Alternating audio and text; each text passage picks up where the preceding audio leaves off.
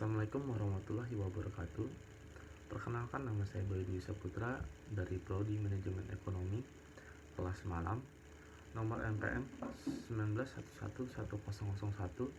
191110013443204. Pertama-tama saya ucapkan terima kasih kepada Bapak Sunarto selaku dosen pengajar di Universitas 17 Agustus 1945 Samarinda. Pada kesempatan saya kali ini, saya hanya sedikit menjelaskan tentang tujuan dan pengertian dari manajemen sumber daya manusia. Ada dua tujuan manajemen sumber daya manusia yang akan saya jelaskan. Yang pertama yaitu untuk mengetahui peran dan fungsi manajemen sumber daya manusia dalam organisasi perusahaan sebagai salah satu langkah pengorganisasian. Dan yang kedua, untuk mengetahui proses manajemen sumber daya manusia sebagai upaya untuk mendapatkan orang-orang dalam organisasi yang memiliki kompetensi dan kualifikasi yang sesuai dengan kebutuhan organisasi dan tuntutan perubahan yang dihadapi oleh organisasi. Pengertian dari manajemen sumber daya manusia itu adalah proses serta upaya untuk merekrut, mengembangkan, memotivasi, serta mengevaluasi keseluruhan sumber daya manusia yang diperlukan perusahaan dalam mencapai tujuan perusahaan itu sendiri. Di dalam departemen perusahaan ada struktur-struktur atau tingkat-tingkatan jabatan yang harus kita ketahui. Di struktur pertama ada jabatan direktur utama, dan di bawahnya ada 4 bagian struktur, yaitu manajer bagian produksi, manajer bagian personalia, manajer bagian pemasaran, dan manajer bagian administrasi dan keuangan. Di bagian manajer personalia dibagi 4 divisi yang akan menghandle untuk proses perekrutan dari sumber daya manusia, yaitu divisi perekrutan dan perencanaan, divisi kompensasi dan kesejahteraan tenaga kerja, divisi hukum dan serikat tenaga kerja, divisi pendidikan dan pelatihan. Dan itu adalah contoh untuk departemen sumber daya manusia dalam struktur organisasi. Sekarang saya akan berlanjut untuk menjelaskan proses manajemen sumber daya manusia. Proses manajemen sumber daya manusia terdiri dari 5 bagian. Yang pertama, Human Resource Planning, yaitu proses merencanakan kebutuhan dan pemanfaatan sumber daya manusia bagi perusahaan. Yang kedua, Personal Procurement, yaitu mencari dan mendapatkan sumber daya manusia termasuk di dalamnya rekrutmen, seleksi, dan penempatan serta kontak tenaga kerja.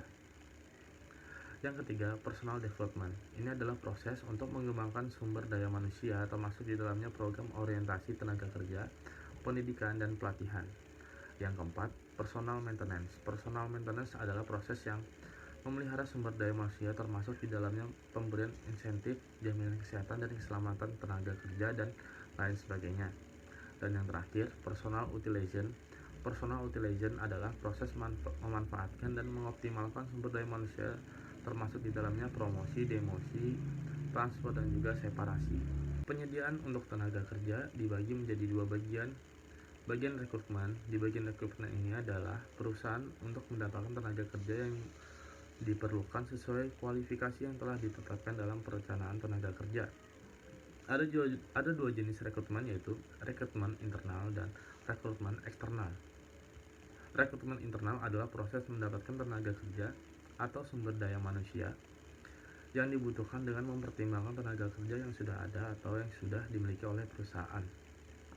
Sedangkan rekrutmen eksternal, yaitu perusahaan mendapatkan tenaga kerja yang akan ditempatkan pada suatu jabatan tertentu. Penyediaan untuk tenaga kerja dibagi menjadi 2 bagian, yaitu bagian rekrutmen. Di bagian rekrutmen ini adalah upaya perusahaan untuk mendapatkan tenaga kerja yang diperlukan sesuai kualifikasi yang telah ditetapkan dalam perusahaan perencanaan tenaga kerja. Ada 2 jenis rekrutmen, yaitu rekrutmen internal dan rekrutmen eksternal.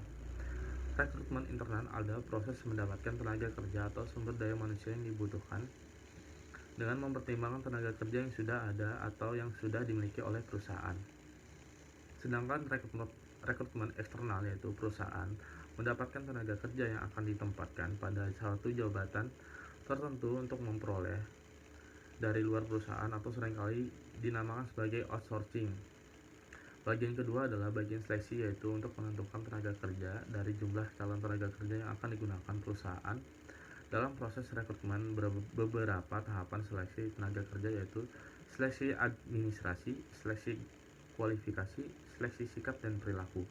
Semoga video yang saya berikan ini bermanfaat bagi teman-teman sekalian, dan mohon maaf jika ada salah kata. Saya ucapkan terima kasih. Salam mahasiswa.